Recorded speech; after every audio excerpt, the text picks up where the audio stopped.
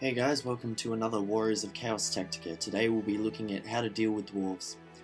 The Warriors of Chaos are, in my opinion, I think very suited to fighting against dwarves. It's very much a clash of combat versus shooting, and quite often I found that with the right setup and everything like that, the Warriors can definitely come out on top. So today what we're going to do is just show you a couple different ways that you can deal with some of the different lists that you will encounter against a dwarf player. So the three main lists that you will encounter are gunlines, combats, and balance. Gunline is just that, your thunderers, your anvil of doom, basically everything that's just going to shoot the hell out of you. Plenty of war machines. It can be really painful, and often they will really dominate the tournament scene. But there is a way to deal with it, as we'll see as we go along. Combat, they're probably the least common, and that's mainly because they're not exactly that easy to pull off.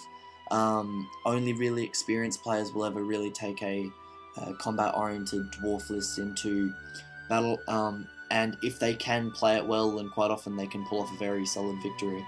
However, we are pretty much fantastic at combat, so I'll show you some of the ways that we can deal with it. Balance list, again, it's very difficult to do if you're not very experienced with the game. So basically, if you see it, unless you know this person is a veteran, you know that you can pretty much chill out for a little bit. It's not the end of the world.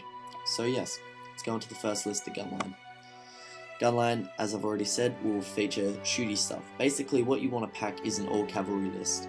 You don't want to have anything that's slow. You don't want to have any foot sloggers or anything. Everything is to be mounted up, or warhounds. In a gunline, you definitely want to have two exalted champions on discs, and an exalted on a juggernaut. Basically, your two discs riders are to go around and take out any war machines, anything like that. You really need to have standard bearers and musicians within all of your units. Well, everything except for marauders on horsemen, marauder horsemen. Basically, because dwarves are fantastic at static combat resolution, so you really need to bear that in mind when setting up a list. All marks are pretty much effective because the dwarves aren't very maneuverable, so you can pretty much pick and choose your fights here. So let's just have a look at some of the ways that you can deal with this. Basically, what I've done here is just set up a generic looking battlefield scenario using the units that I've proposed. Warhounds are a must in a gunline to protect your knights. I think of them as insurance against all those dwarf bullets and war machines. No doubtedly they'll get wiped out in a turn, but losing a unit of warhounds is so much better than losing even just one of your knights. So we'll show how you probably want to do this. So basically what we've got is the discs here flying up on the sides. I've included a gyrocopter who would obviously be used against most lists as a march blocker. Keep your marauder horsemen back for a bit. Just keep them there and let them think about, deal with any gyrocopters or any little somethings that might just appear. They might have ranges, very uncommon, but it is possible. So yeah, everything else just moves right up. So basically you'll end up in something like this. Keeping your horsemen here. Obviously, in this scenario, it's probably a little bit silly to leave this one here, but you need to have the foresight of these different things. Horsemen will obviously charge in up here against the gyrocopter, as the disc will charge the war machines, as we've got here. Now, the point of that, obviously, is to get rid of the main supports of a dwarf gunline straight away. You really need to take out those war machines as soon as possible. Obviously, the marauder horsemen are moving up here to support what's going on up here, and then really, it's just a matter of getting those knights and your juggernaut in there and just ripping through as much as possible. It's important to keep everything mounted in a list like this so that you can munch in there and get in there on turn 2, because the longer that you're out there, you're going to take some really heavy casualties. Sitting right here in that first turn against that amount of thunderers and war machines, you're probably going to take a heavy casualty toll. So it's important to have a juggernaut or a solid unit of knights with your standard bearer and a musician, just to make sure that you can win those combats and break. Okay, combat lists. Not quite as common as I've already said, but they can be really quite devastating. As long as you know what you're doing, they can be easily dealt with. Ironbreakers and hammerers are what you're going to come up against. Oathstones whilst they might seem like just a whole lot of pain, they can be absolutely fantastic when we're dealing with them for maneuverability. Lords are a bit of a pain. I advise to either combat it with one of your own lords so you can just knock it right out, or avoid it altogether. Mark of Corn and Mark of Nurgle are essential in my opinion. Mark of Corn so that you can just get as many attacks in as possible, because dwarves, basically in combat, their ability is not dying.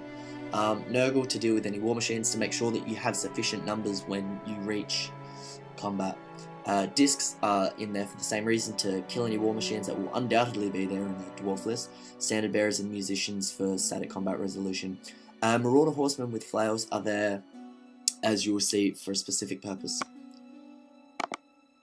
Right, this again is a generic setup list, so let's see how you would want to maneuver everything around. So everything's just moving up basically. Discs, again, taking high ground on the flanks and moving right up. Your Marauder horsemen you want to bring right out onto the flanks, and also for the sake of anybody who was just wondering, those warhounds will say got killed by war machines or the anvil or whatever you understand. Horsemen come out right out on the flanks, ready with your free wheel that you get when you charge to get a flank charge off here on the warriors. Discs obviously taking out any war machines that are there. Knights and Juggernaut taking on any big fat units to really suck up some points out of the opponent. And again, Knights charging in. Now, warriors who have been attacked along the flank will more than likely drop off their Oathstone, or, I don't know, that sounds horribly innuendo, drop off their Oathstone and they'll be stuck there. So they can't sit there and turn around and flank charge your Knights or anything like that. Or even if they don't have Oathstones, they're being held there by Marauder horsemen. If they've got flails and the Mark of Corn, they are going to be doing some serious damage and will probably be able to join in on the combats over here. Your discs should be able to take this whole lot on. Really, the only thing that you would maybe be slightly worried about is a Hammerers unit against the Knights here. But even then, the discs should be able to, pardon me, the discs should be able to pass through the war machine and again coming through with the Hammerers as well as the Marauder horsemen. Okay, balance list, I'm not really going to go into a whole lot of things because I don't really think that it's necessary. Then you're not going to find them very often, and when you do, basically you just want to follow along the similar, so basically for most dwarf lists you want to pack a fairly generic list as I've put here. All cavalry to really maximize your movement, because that is a massive advantage to have. Mark of Corn, Mark of Nurgle, as I've already explained. Exalted champions on discs are essential to take out those war machines. Exalteds on juggernauts can do some serious damage and fantastic. Standard bearers and musicians are really good for that extra combat res. Marauder horsemen with flails just to pin those other units in place to really make sure that you're not getting flank charged or counter charged or anything like that. Okay, some of the things that I've missed out and said not to go against is why no magic. The Anvil of Doom will just about basically make magic redundant in any fight against dwarves, so I advise to just leave it at home. It's not worth it. You really have to focus your list around anything if you want to have that magic there, and really it's like trying to cut down a tree with a butter knife. You can do it, but it takes a lot more time, a lot more focus, and a lot more effort, and it can be done by something a lot better, like a chainsaw. I wouldn't advise against terror bombing, because dwarves have naturally high leadership and they have a lot of mechanisms that, whilst not often brought onto the table, can really deal with any kind of terror bombing as such like that. No infantry. Don't bring your infantry, because they're just going to get smacked up. They're going to get shot to pieces before you get up there. By the time you finally do, you're only going to have a few numbers. So really, pack the cavalry. It's really what you need to have.